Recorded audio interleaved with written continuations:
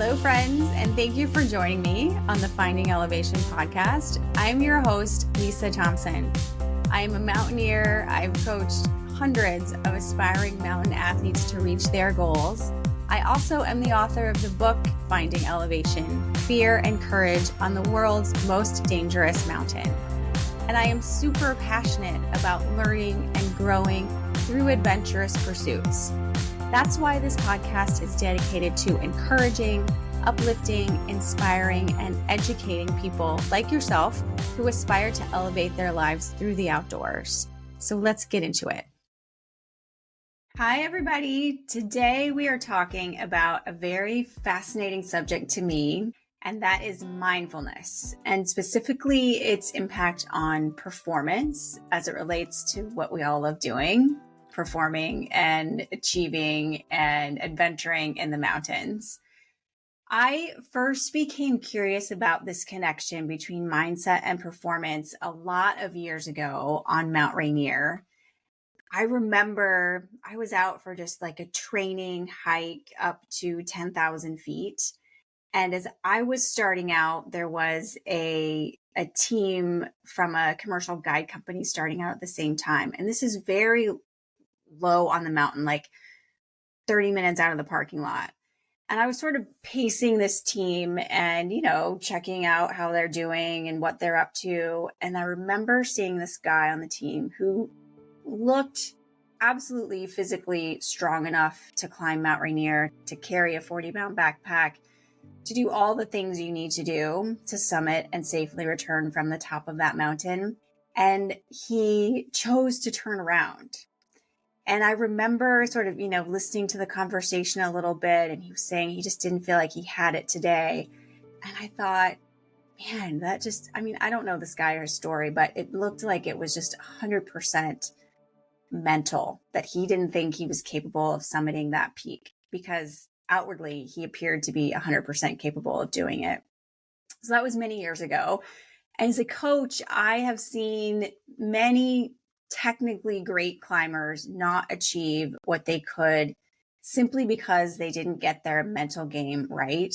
And this is a hard subject for me. It's a hard subject for me to coach somebody through, but it's such a game changer. I remember a woman I coached for many years, from sort of the beginning of her, being curious about climbing, to taking on bigger and bigger peaks, to climbing in the Himalaya with a lot of success.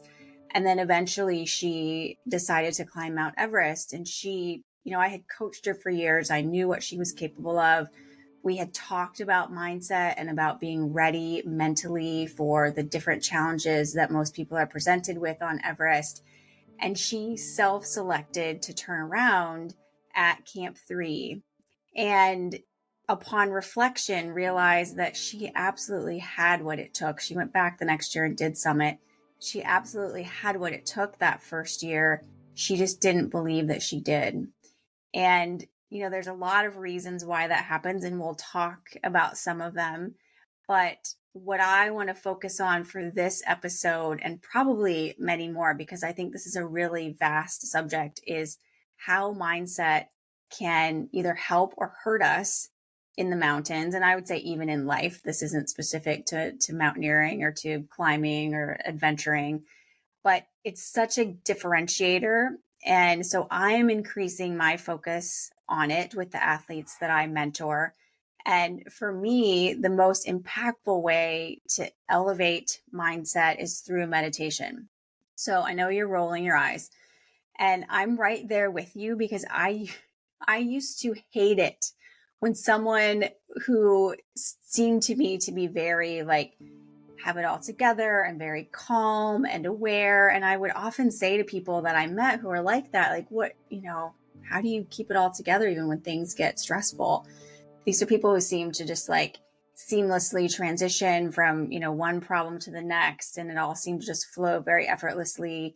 And, often in the mountains, they would be moving very efficiently and being able to manage different unexpected things that came up, while I felt like I was just panting and fighting every step of the way. And so invariably I would ask these people, what do you what do you do? What's your secret here? And often they would say meditation, and I would just want to like roll my eyes and shake my head because they would have some story about how meditation changed their lives, and they would go on, and then I would go home to try it and nothing would happen. And I sort of jokingly say that it took me 7 years to figure out how to meditate. It's not, of course, trying every single day, but 7 years of off and on with varying degrees of seriousness with various types of meditation. It took me that long to get it to finally stick. And I'm, there today. I'm very happy that I have this practice. It's a part of what makes me sort of stay sane and calm and usually rational throughout life and unexpected circumstances. But I have to agree that being mindful is a game changer. And to me, that means staying present in the moment. And meditation, as I said, has been a big part of that. So I want to just get started with a little bit of history because I like history. I like knowing how we went from the origin of things to where we are today. And as I was researching, there's a lot of modern stories about professional sports team using mindfulness to give them an edge, like, very successful teams like the Bulls in the 90s and the Seahawks more recently. But it was actually the samurai. From the research that I did, the samurai learned mindfulness as a way to improve their mindset when they were in battle and to improve their performance in terms of swordsmanship. So I find it fascinating that this practice has been in practice for that long. And then eventually it made its way to the US in the 70s. And then it was more of a way to just relax and calm down. I think it's much, much more than that. I think it's a method for improving your focus, for improving concentration, for improving and enhancing performance. So today we have science, like people have looked into this because we've been doing it for so long. So what's the science behind meditation? Why does it work? From a purely scientific perspective, there are many studies that show that it increases the gray matter in your brain, in the area of your brain called the prefrontal cortex, which is responsible for focus and concentration. And it also, meditation reduces the reactivity of your amygdala, which is this tiny little part of your brain that's responsible for fear and for stress. So there have been MRI studies that showed after, people would meditate consistently for multiple weeks, and they would show that their amygdala, this part of your brain that's responsible for fight or flight, would actually shrink.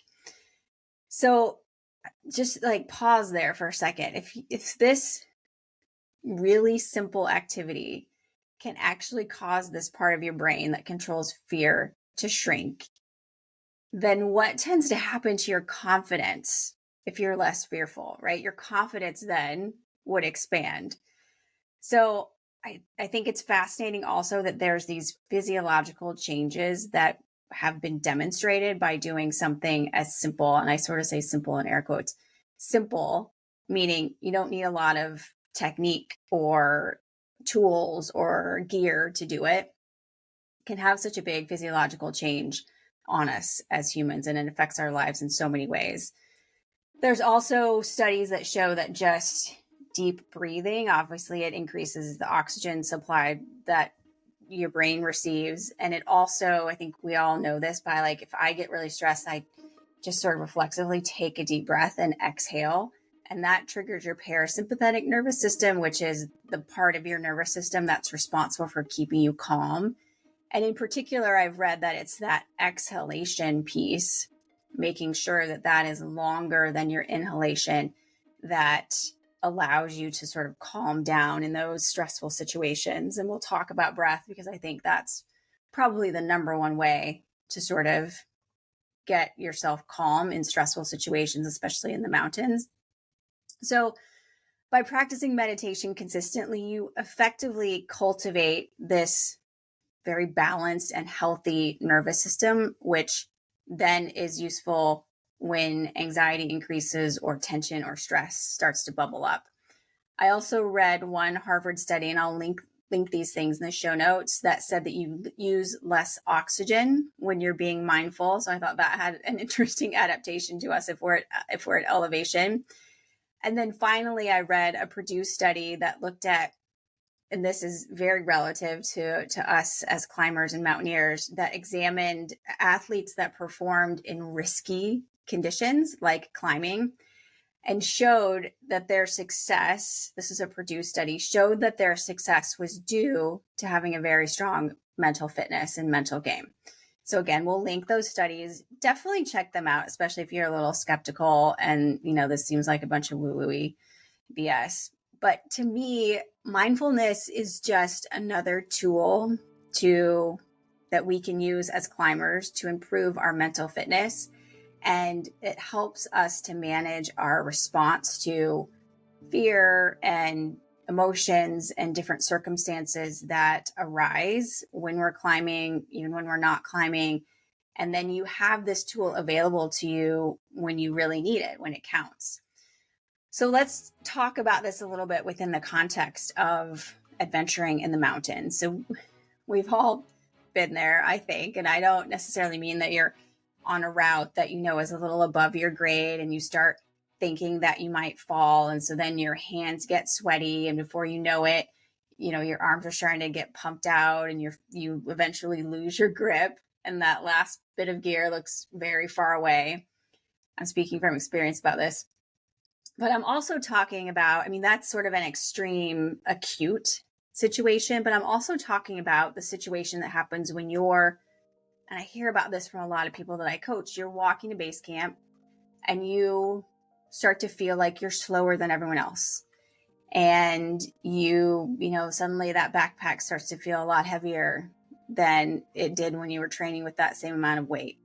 And that little voice in your head starts to convince you that you don't have what it takes to climb this mountain and you should have trained harder and you didn't recover well enough and you haven't been eating well. And all those things start to create this very troublesome narrative in your brain. So I'm totally talking from experience about this scenario.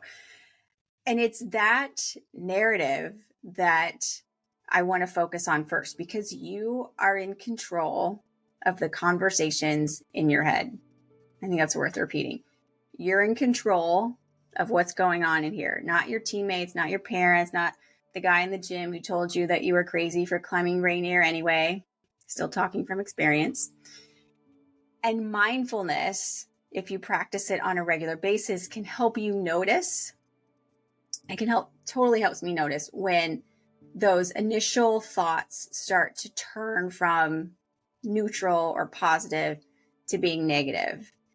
And so being mindful then helps you. It gives you this tool that instead of reacting to them and allowing them to escalate to the point where you're that guy on Rainier that's just convinced yourself that you don't have what it takes, you instead have a very strong mental mindset, and it enables you to just acknowledge these thoughts and create another narrative so that you can focus on the task at hand, whatever that might be.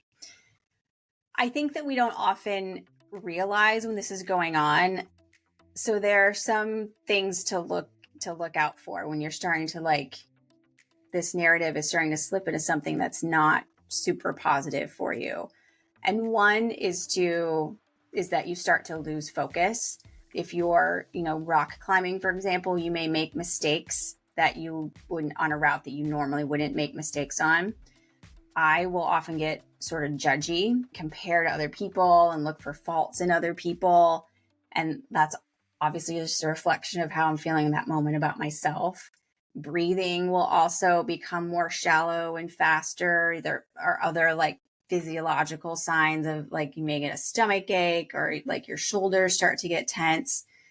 So I think it's useful to know what those signs are and to be able to first recognize them. As we become even more stressed, our breath, we've all had to move quickly out of a stressful situation in the mountains. And we know that our breathing responds to that by speeding up, and it usually becomes more shallow. This also, if you're at elevation, you've just reduced the amount of oxygen that you're taking in. And so you're starving your muscles of much needed energy that you need in order to perform.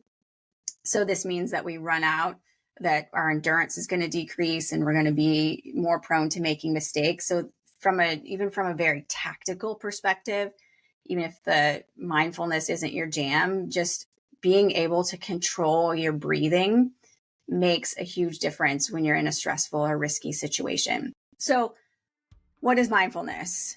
To me, as I said, it's really just about being present in the current moment. And then it's about paying attention to your feelings in that moment, or physical sensations like the ones I just described in that moment. And then not dwelling on thoughts and stories and judging. And I know it sounds super simple to say, just be present. But the reality is that if you really stop and assess your thoughts, I don't think I'm the only one here who's like this.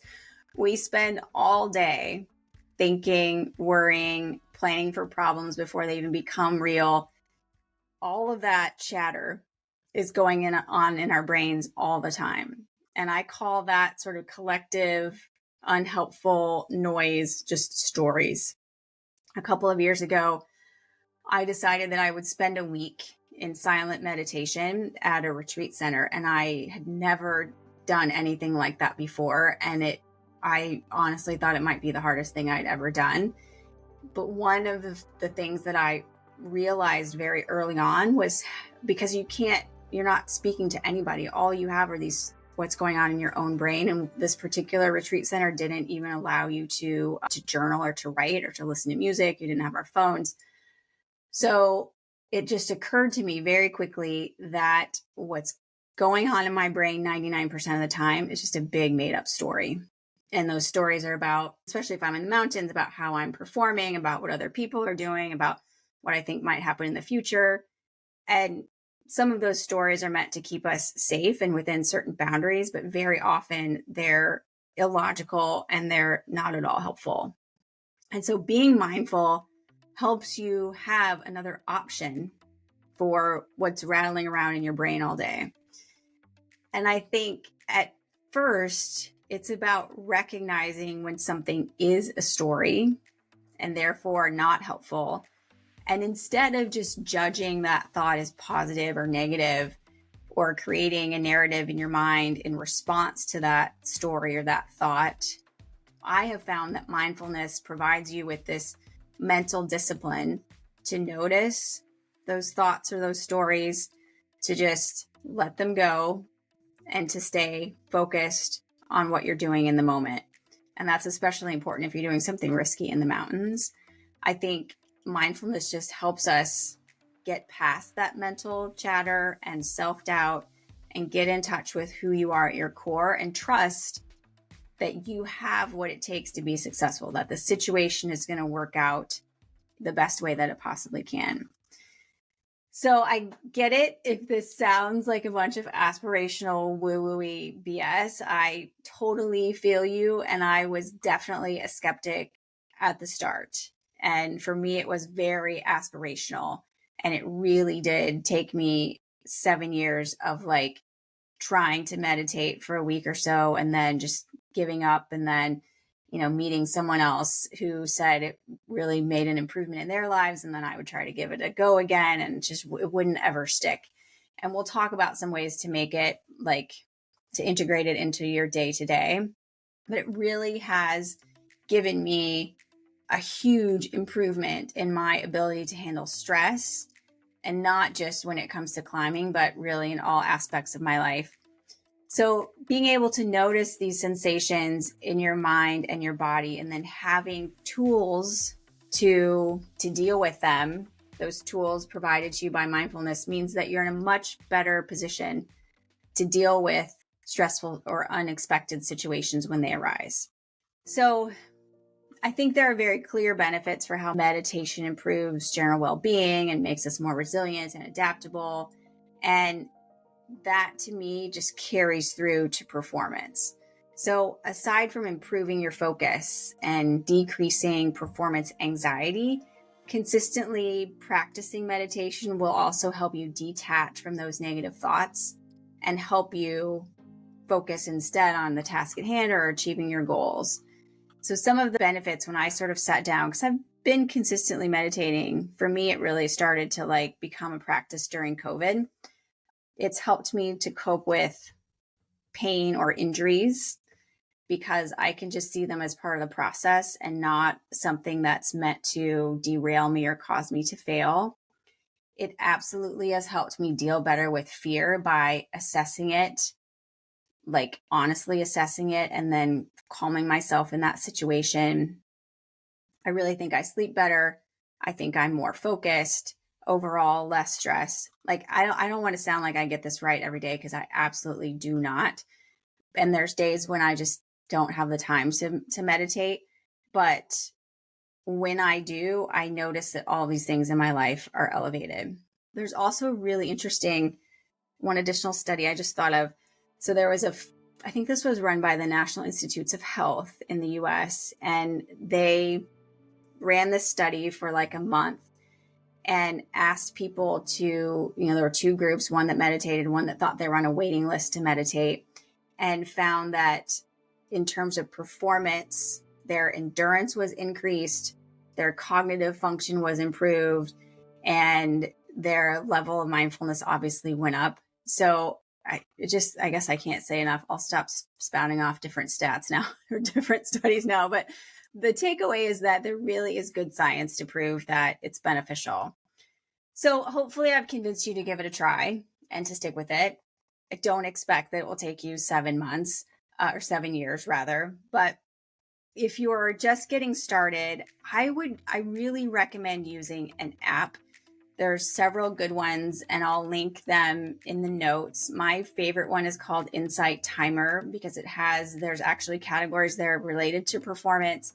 It's got really good options for like searching and all kinds of different like classes and meditations and music you can listen to. I recommend, and so for me, what finally got me over the hump was to listen on Insight Timer to a guided meditation. It was really hard for me to just sit and be quiet, hence the 7 years. And for me, it was too big of a leap to think I'm just going to sit here even for 5 minutes and clear my mind and be calm and at peace. I couldn't do it. I couldn't. So having guided meditation helped me to have something else to focus on, as opposed to always fighting with the thoughts that were always popping into my mind when I was trying to do it unguided. So check out an app. I would start with like 5 minutes, and like, you can't tell me you don't have 5 minutes in your day. This is what I tell myself when I'm like, I don't have time to meditate. I can definitely carve out 5 minutes to sit and have some time for myself where I can just focus and do something good for me. It's helpful for me to do it at the beginning of the day. That's sort of my rule, because if for some reason it happens later in the day, it's not as impactful and it's much harder for me to carve out time once my day is underway. So my rule is sort of that I have to find that time, which for me is like between 10 and 20 minutes before I sit down at my desk and start to get wrapped up in my day. You'll actually start looking forward to meditating. If you're laughing, I totally get it, because in the beginning, there was no way that I thought that I was going forward to this. But there's just this sort of peacefulness that you have afterward. And it's really a nice break from all the chaos that we all deal with every day. So like a part of a, specific part of your day, dedicate the time. Find, someplace quiet to sit where your kids aren't going to be bugging you, or your dog's not going to be staring at you, as my dog likes to do when I'm meditating. Find a comfortable place. I really don't, especially at first, recommend laying down, because the likelihood of you falling asleep, as I used to, is very, very high. So if you can sit up, spine straight, comfortable, put your phone on, off in if you're using your phone for the app, it has to be with you. So there's a mindfulness setting that iPhones have that you can use where you won't get interrupted and, won't have any alerts that pop up for that period of time. And I usually start with my breath. For me, that's a very sort of anchoring thing to use and to keep me focused. Other people will start by like scanning their whole body, but it helps me to just really like focus on really long inhalations and long exhalations. And if you're not doing it guided, once you've sort of advanced to doing it on your own, just silently, you'll just want to notice your thoughts and don't judge what comes up. I have like found solutions to problems during meditation. I've like connected dots that I hadn't previously connected because there was, so much chaos going on otherwise. So just pay attention to your thoughts. Don't judge them. And if practical things come up, like this is what happens for me a lot. Oh, I gotta go to the grocery store today and I gotta make sure I go to the gym. And, those kind of thoughts, you want to just acknowledge and like push them out of the way so that you can just have a clear mind and focus and notice on what else is coming up. Don't give up. Like there's sayings to just start again in meditation. So if those, to-do list pops up, just start again with your breath and stay centered and just do it for 5 minutes, like 5 minutes, and then start to gradually build. And I think if you use an app, you will start to find, practitioners on there that you really like, that you really resonate with. And that's another way that like you get excited to go do this, because it's like a nice little break, something you're doing for yourself to take care of yourself. Okay, so that's my diatribe about meditation. But overall, we're talking about mindset, and there's a lot of other tools that have helped me and other athletes that I've coached get through challenging situations in the mountains and also prepare for climbing. So, these are all just skills. They're tools that need to be developed, just like practicing self-arrest or building anchors. And for the athletes that I coach, especially if they're taking on a big mountain, they have mindfulness homework as a part of their training plan, because it's just such a big deal and such a big differentiator. And it's something that you can't just like not have practiced mindfulness and then go climb Mount Everest, get to the Khumbu Icefall and think, oh, I'm going to be mindful. Like you need to really, it's like a muscle. You've got to like build that tool, get comfortable, get confident with it. And then it's at your disposal whenever you need it. So the other mindset tools that I have found to be important to me and to clients that I coach, the first is breath by a long shot. So we talked about this a little bit in the beginning, but just focusing on your breath in the context of performance helps you to stay focused on what's happening right now. It helps you to stay focused on, the next hold, the route, the next step you have to take, and slow, mindful breaths, especially the exhalation. Also, like I said, it engages your parasympathetic nervous system, which is the part of your autonomic nervous system that helps you to stay calm. And your breath, this is the really cool thing. It's always with you. Like it's always there for you to use to your detriment or to your benefit. And so being able to tap into that and to, have this practice of really mindful inhalations and long calming exhalations is, it's just a game changer. The reason that I guess the evidence that breath is so important is that when we start to get stress, my body sort of forces me to take long inhalations and long exhalations. Like my body's asking for that sort of calming, mindful, intentional breath. So breath is number one. And we talked in episode 1 about knowing your why. And I briefly touched on mantras, but that would be my second tip. And I will dig into that a little bit deeper here. So I mentioned earlier, stories and negative chatter and how that can be detrimental, which we all have. I promise you, we all have those stories floating around in our minds, threatening to like take over and derail us. But when you're using a mantra, to me, is like resetting that negative story. So it's sort of like rechanging or changing the video that's playing in your head. And I've used mantras for many years, and they have at this point sort of fallen into two categories or two ways to use them. The first is to really embody an idea or a goal. So in this instance, I will say a mantra and really feel what that feels like. So you're like, in this case, really embodying what the message of that mantra is, and you're like feeling it in your body. On K2, my mantra was that I am strong.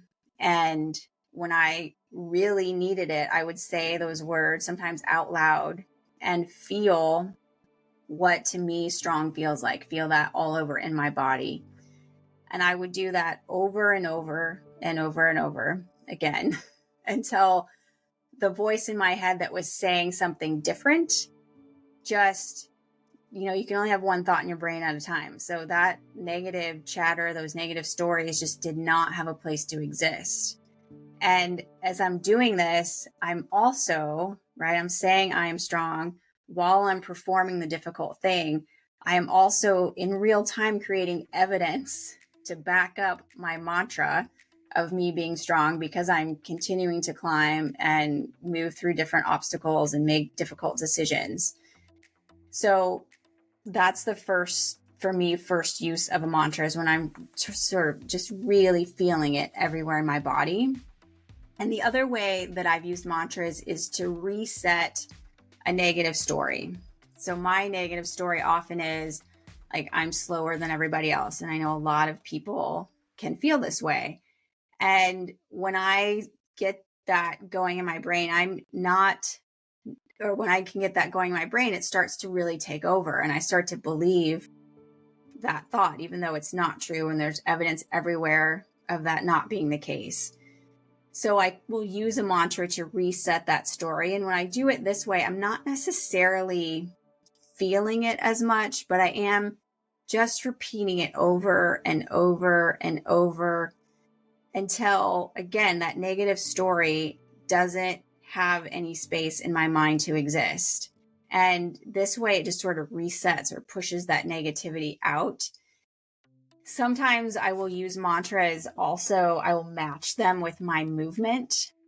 So if I'm using the mantra, I am strong, I will like move my right foot and say the words I am, and move my left foot and say the word strong. And just, it becomes this like mind-body connection between saying these words that are positive and affirming and moving my body. And nothing else then can exist in my brain except something that's positive, that's supporting my goal, that's helping me get closer to what I'm trying to achieve. So mantras, big deal. And, use what resonates with you. It can be any like simple words to say. Find something that really is meaningful for you. And we talked in episode 1 about finding your why. If you can attach that mantra to your why, then it's just even more powerful. And then I also want to talk about the importance of recognizing normal emotions like fear. Like if you study performance as it relates to more traditional sports like basketball or football, you'll hear like, just no boundaries, push through the fear, just ignore it, push it aside. And I don't necessarily think that's relevant for pursuits where there is risk or danger at hand. I'm also not a big fan of just ignoring your emotions. I did that for a long time. It didn't work out. I think it's much more beneficial to acknowledge them, to like name what's going on and what you're feeling, and then be sort of curious about why you're feeling that way. But don't just push them aside. They're there for a reason. And often in the mountains, it's to keep you safe. And I think we can get into trouble if we just ignore them. I also, familiar emotion in climbing is fear. And I think there are two categories of fear. One that is literally meant to keep you alive. And there is one that you are able to assess and push through in order to grow. So I like to think when I, am naming that emotion, I will say, I'm scared and I've done more difficult things than this. I'm scared and I have trained for this exact scenario and I know what to do. So acknowledge what's going on, but attach it to a positive outcome. Don't just push it to the side. I just, in my view, I don't think that's healthy or beneficial. And sometimes you say, I'm scared, and that sentence ends with, this is way beyond my comfort level and I need to pull back today. Like, that's absolutely okay. And that's an example of the category of fear that's there to keep you alive. Also, to me, that means that you're developing wisdom and discernment and you're getting to know yourself. We'll talk a little bit, you're getting to know your boundaries. You're able to better navigate those and use your voice to say and to recognize what's going on. So we'll talk about that because I think that's a whole nother very interesting category. We'll talk about that in an upcoming podcast.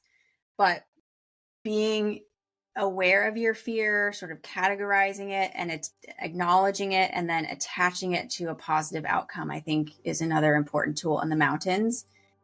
And then the next one for me is visualization. So this is freaking fascinating.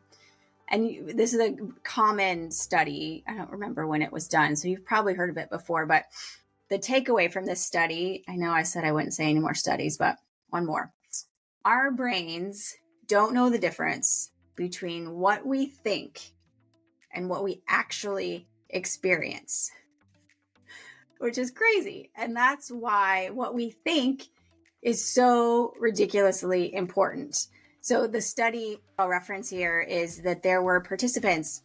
I think there's different versions of this, but the one that comes to mind is, so they, broke this group of study subjects into two cohorts. And one was asked to play like a super simple sequence of piano notes every day for a week or whatever. And then the other one just thought about doing it. They never saw a piano, didn't touch a piano. They just thought about playing that same sequence of piano notes for the same period of time. And then their brains were scanned every day or with some regularity. And you could see, I don't know how they actually determine this from the scans, but they were able to prove from the scans that each participant was learning. So they were gaining this knowledge of how to play this sequence of piano notes. And the scans from the people who actually sat down at the piano were the exact same as the people who only thought about doing it, which is literally mind-blowing.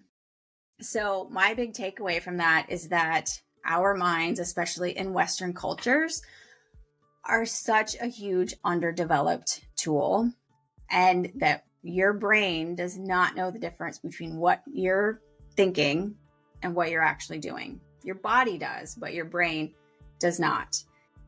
For me, I remember realizing, aside from that scenario on Rainier, watching that seemingly capable guy turn around, what really for me confirmed that our mental capacity, or at least mine, was so underdeveloped was when I was climbing Everest. I ran out of oxygen unexpectedly at a section of the route called the Yellow Band, which is at about 25,000 feet. And I, of course, was not acclimatized to that elevation. I was acclimatized to like base camp at 17 or 18,000 feet. And once I realized that I had run out, like I had a choice to make, right? I could have had someone bring me a bottle. I could have returned back to Camp 3 and gotten a bottle, but I chose, maybe not wisely, I chose to keep climbing. And I remember thinking that this was 100% mental. Like my body did not have what it needed to perform in that scenario, and my brain didn't either. But I knew that it was up to my brain to push my body to keep going. And I remember I told myself to focus on the climber ahead of me, above me, and that I would not let him out of my sight. Like no matter what it took, I was not going to lose sight of him. And I got through the Yellow Band, which is, it's maybe like 30-degree limestone. It's steep. and got to a new bottle of oxygen. And later when I sat down and thought about that, it really underscored for me how strong our brains are and how much mental capacity we have and how underdeveloped it is for a lot of us. As a climber, as a mountaineer, as a parent, a human, whatever, to start focusing on visualizing, going back to the piano study, visualizing. I keep saying all these things are game changers, but it is. And often my meditation will turn into visualizing. So again, this is something that all people I coach all have. This will be a part of their homework where you will think about specific parts of the route for the mountain that you're going to climb, especially if they're worrisome to you or they're a little bit tricky or technical. You want to visualize yourself moving through those situations, climbing through, those obstacles or that sequence of moves or whatever it is with ease and grace and comfort and relaxation.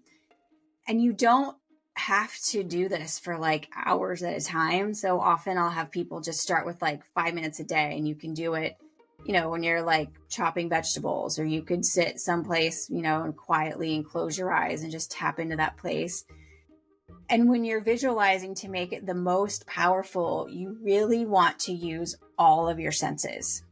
So think about how your body is moving, like feel your body making those moves, taking those steps, hear the sounds that are around you, sense what the temperature is like, feel, inhaling cold air into your lungs, smell what that is like, just really get into it.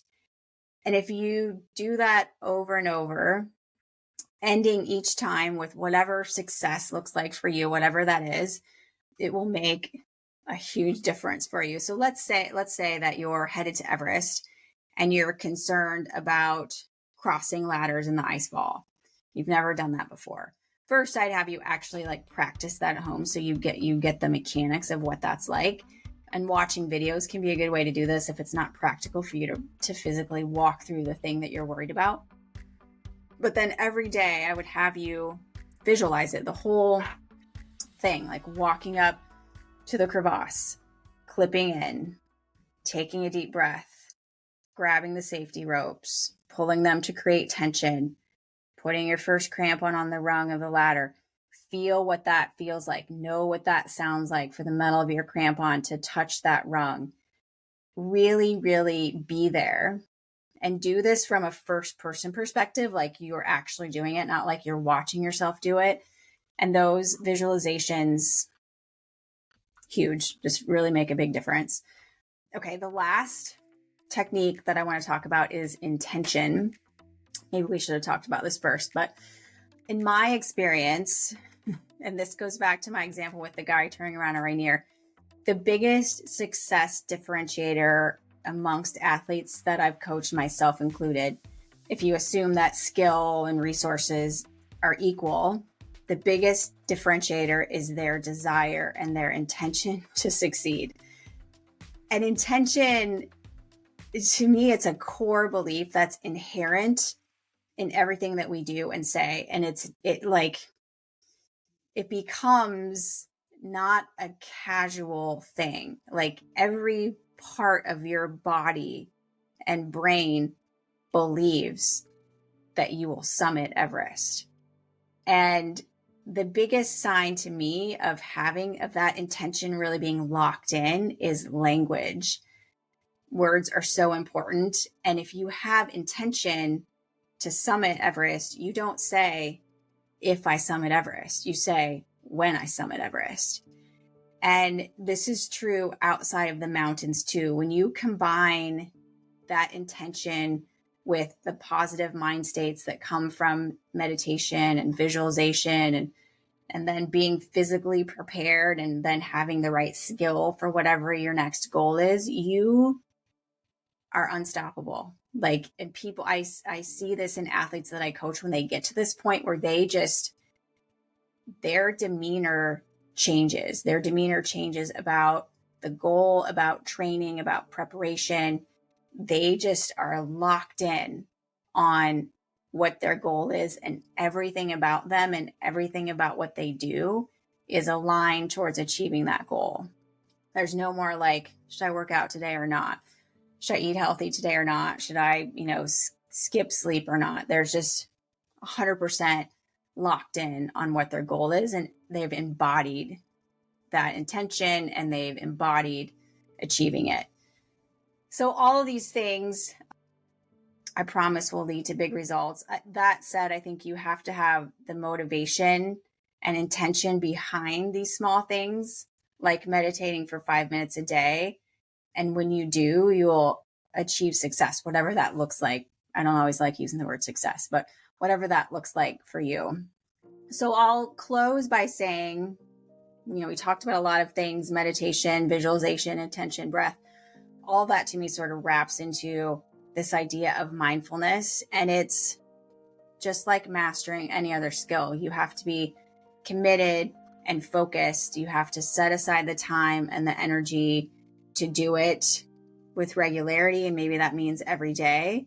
I think if you treat your meditation practice for sure like any other skill, and you combine that with tools like visualization and attention, it will absolutely change you as a mountain athlete, and more importantly, as a human, which is probably more important. Thanks for listening today. I hope you got a lot out of this, and go meditate for 5 minutes. Go do it. Thank you for listening all the way to the end. If nothing else, you can say that you completed one thing today. All of the resources, products, and guest information that we shared can be found in the show notes, so be sure to check those out. You can also find out more about me and what I'm up to at lisaclimbs.com and at alpineathletics.net. And if you enjoyed this show, please subscribe and share it with a friend. Cheers.